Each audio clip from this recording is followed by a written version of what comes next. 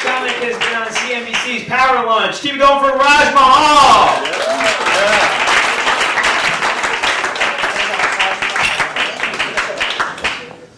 What's up, everyone? I'm Raj Mahal. So I grew up, so my dad is Indian, and my mom is Asian, and I grew up in Connecticut, which means I'm white.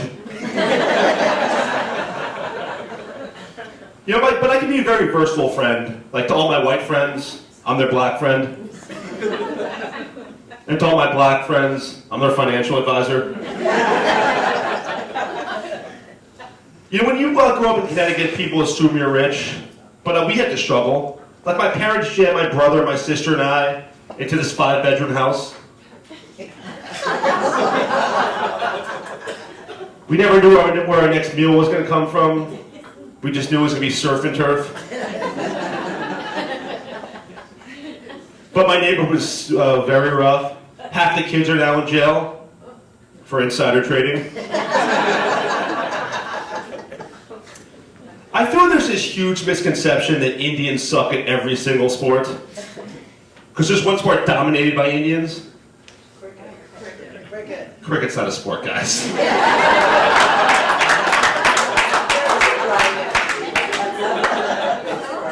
The sport that Indians dominate is spelling.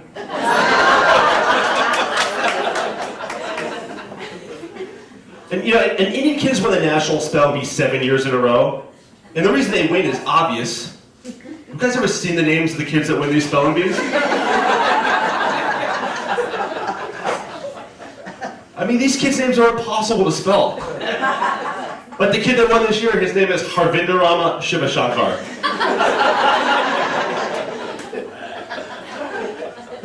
I mean, how could you not be good at spelling if that was your name?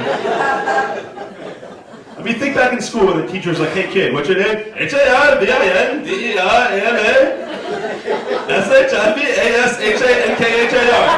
Shivashankar.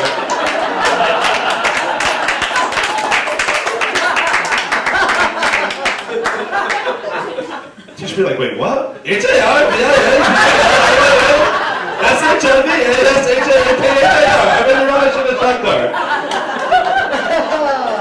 like, "All right, Harv, okay, you won the spelling bee. Congratulations." I found that everyone seems to love Indian women these days. Like, look at Miss America, even she's Indian. Even that job was outsourced.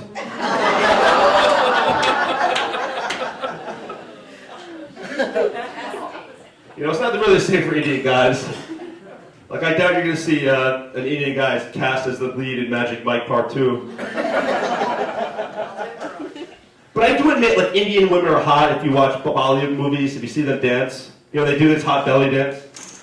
I mean, it's hot when they do it, not when I do it.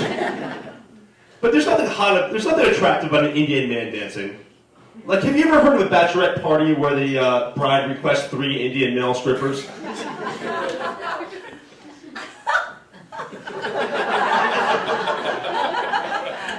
I can see my friend over here requesting, can you send over Mandeep the cop, Baldeep the fireman, Samir the IT guy? Can you imagine that at a bachelorette party? Hello, this is Samir from Geek Squad. Have one of you women requested some hardware? I've checked through your computer and the problem is you need more RAM. Let Samir give you more RAM. I grew up in a very conservative household, and my dad's biggest fear was that I was going to come out a Democrat. My dad has developed this irrational hatred for Obama. Like, he blames Obama for everything. Like when the Giants lose. Like every time he gains weight, he blames Michelle Obama. Like every time Obama comes on the TV, my dad starts swearing at the TV in Hindi. Which, by the way, is the best language to swear in. Because it's so specific. There's actually a word for grandmother fucker.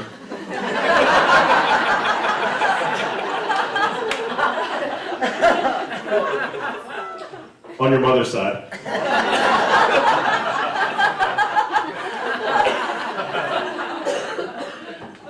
So that word is nani-chode.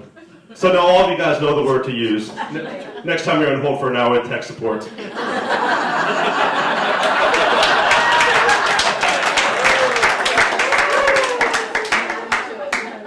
Nani-chode, yes. So my mom is from the Philippines, which is why I'm so tall. My mom is 5 feet tall, and I'm 6'5". Yeah. So every time you go out together, it looks like one of those National Geographic specials. That one where a giraffe was raised by a chihuahua.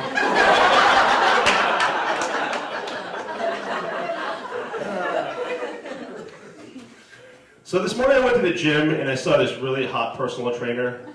So I went up to her and I said, you know what, you are in great shape. What machine should I use here to get a girl like you to go out with me? And she said, that one. And she pointed at the ATM.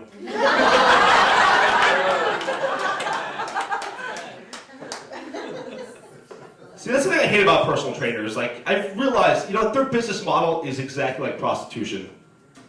I mean, you think about it, right? They charge you by the hour, even if you only go for 5 minutes.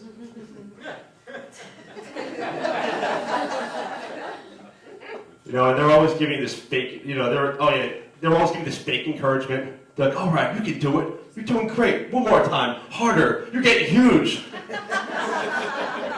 The next day they say, oh, feel the burn. Feel the burn.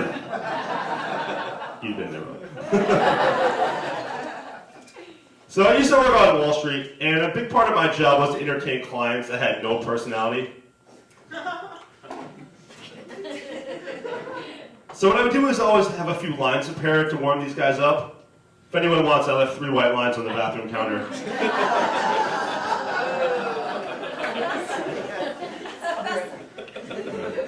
The joke's a personal favorite of mine. Let's figure out which one of you guys want to hang out after the show. A lot of these guys, though, they can be real pricks. Like this one guy, one guy that I would always have to entertain. He had this really cute nickname for me, Slave. And then he got in trouble, so he started calling me Coolie, which means Asian slave. One time I was walking with this guy, and we walked by this homeless guy, and this homeless guy goes to him, excuse me, sir, could you spare $1? He said, of course. And then he just kept walking.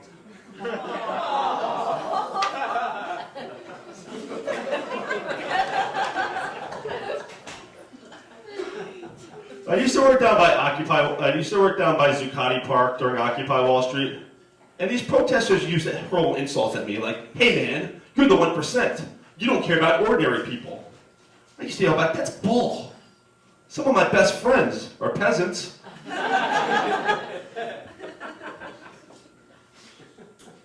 One thing Wall Street's taught me is to talk dirty.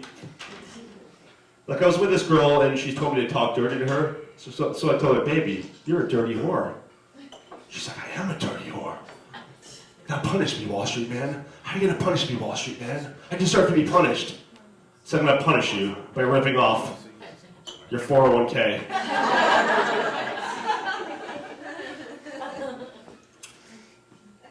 I went to college with this guy that works at Goldman Sachs, which is like the Death Star of Wall Street.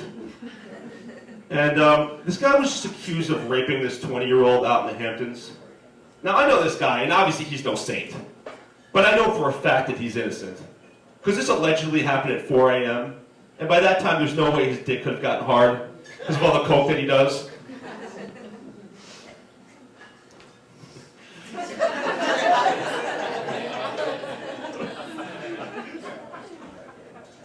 I just had the opportunity to stand up on the coolest network on TV, CNBC.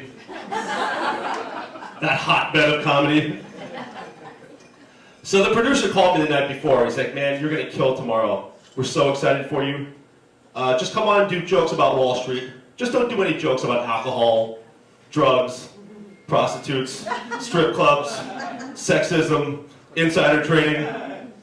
I'm like, oh, so no jokes about Wall Street, huh? All right, Raj Mahal, you guys have been awesome. Give it up for our host.